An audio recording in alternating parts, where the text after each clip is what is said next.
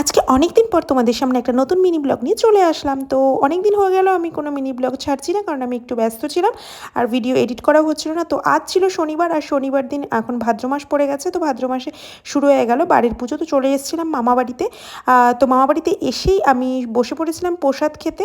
আর এই বাড়ির পুজো বলো আর নারায়ণ পুজো বলো, আমার ভীষণ ফেভারিট। কেন বলো তো, মানে পুজোটা তো ফেভারিট আছেই, তার সঙ্গে পুজোর যে প্রসাদটা, সিন্নি প্রসাদ, সেটা আমার ভীষণ ভালো লাগে।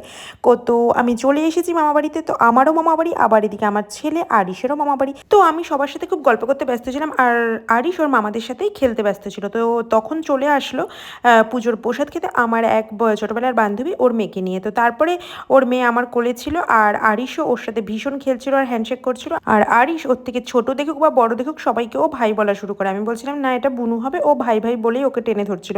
তারপর গিয়ে একটু সবাইকে প্রসাদও বিলি করলো। মামা বাড়ির সবাই ওকে নিয়ে ভীষণ খুশি ছিল। তো টাটা, দেখা হচ্ছে।